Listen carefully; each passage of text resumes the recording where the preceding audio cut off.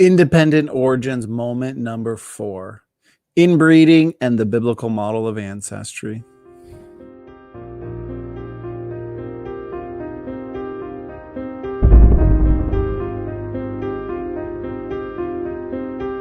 For all those who appreciate the work that we're doing here on Standing for Truth, please hit that subscribe button because we are just getting started.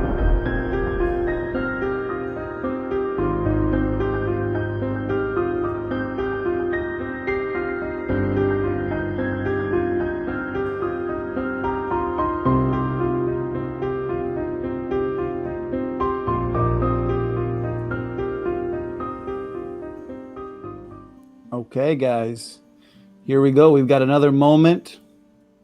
Independent origins moment number 4. And I'm excited for this one, okay? In the previous moment, independent origins moment number 3, we discussed the low genetic diversity. The low genetic diversity that confirms what? Well, it confirms that we have all originated from just 2 people, Adam and Eve, just thousands of years ago. And as we know, as we covered in that moment, okay, this is post hoc ad hoc. This is essentially storytelling. This is a rescue device. And it's an invention that was invoked, okay, simply to explain away the genetic related data. Okay, the genetic related data that doesn't support ape to man evolution, nor does it support universal common ancestry in general, okay? So, as we know, according to their post hoc ad hoc story, it would have been highly damaging since it consisted of not just a 1-generation bottleneck followed by rapid and exponential population growth like us, like our model, okay?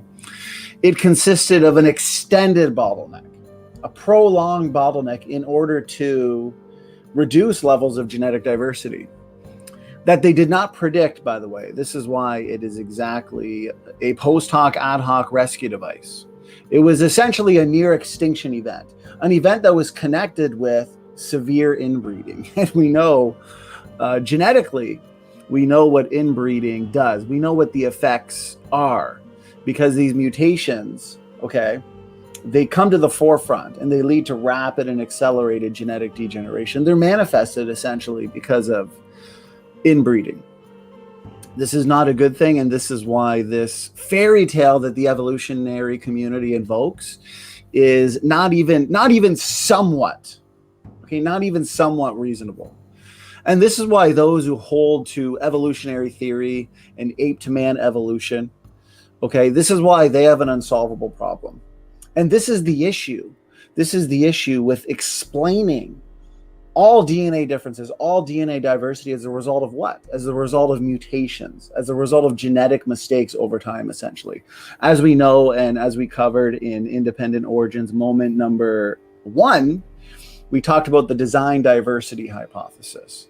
That we start with the assumption that God would have front-loaded Adam and Eve, which applies universally across the biblical kinds. God would have front-loaded them with created nuclear heterozygosity, because when God said to be fruitful and multiply, did God mean for this to be carried out through cloning? Of course not. Of course not. God did not say to be fruitful and clone yourselves. He said be fruitful and multiply.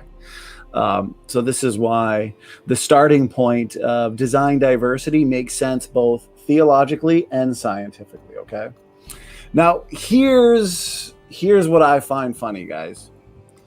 The fact that the critic will very frequently, okay, and I've had almost 100 debates, and I have discussed and debated the critic on this argument more times than I could count. Essentially, if I had $1 for every time this argument was utilized by the critic, I'd be probably a trillionaire, to be honest with you. It's based on a straw man and a misrepresentation of our starting point and our model, okay? The argument has to do with inbreeding. They'll say we have an inbreeding problem according to the biblical base model of ancestry and independent origins, okay? Here's the thing, though. As I said, it's based on a straw man. It's based on a misrepresentation. There's no problem at all. Let me briefly explain why we don't have a problem with inbreeding like the evolutionists do. Think about it. According to the model of independent origins, okay? According to our model of biblical ancestry, We start with just two people, Adam and Eve. Okay, Adam and Eve were specially created by God, okay? Just roughly 6,000 years ago. And then 10 generations later, we have a second bottleneck of what? Of just 8 people. Okay, Noah, his wife, their 3 sons, and their wives.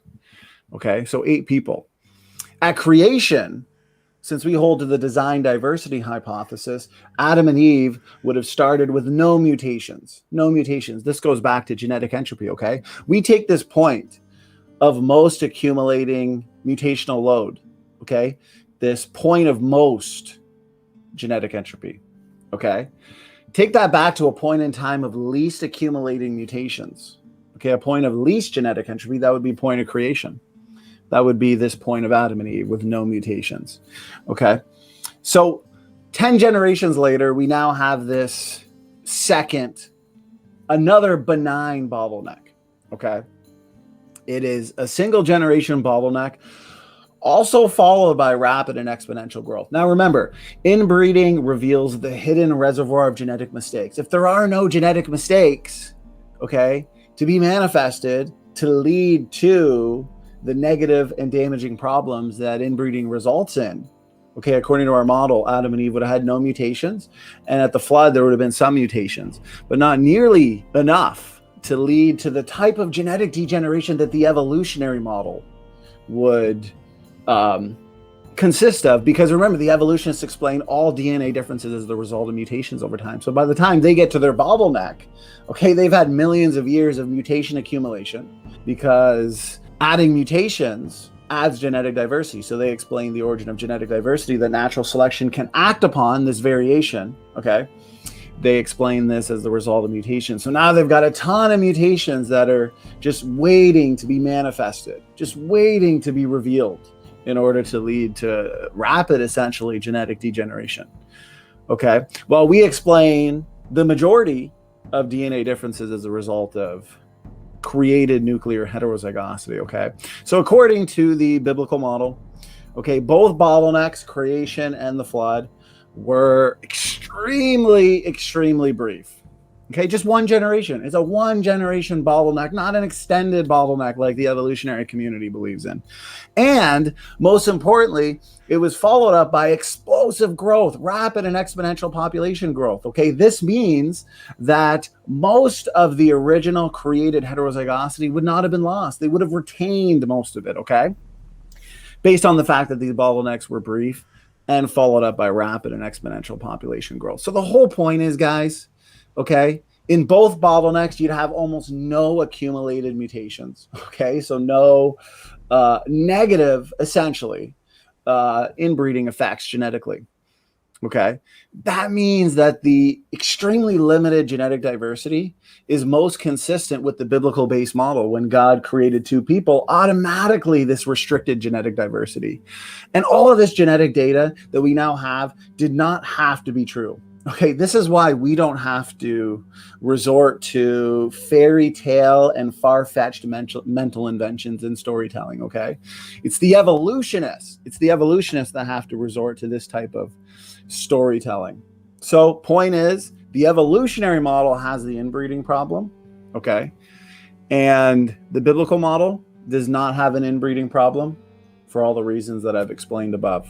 Okay, guys. Hope you enjoyed this independent origins moment. We'll talk to you later. I hope you enjoyed the video, everybody. If you are already subscribed to this channel, please share around to all your friends and family. And if you are not yet subscribed, but you love these types of videos, or maybe you love debates, interviews, and discussions, then please hit that subscribe button, because the fun don't start until you subscribe to Standing for Truth. Thank you.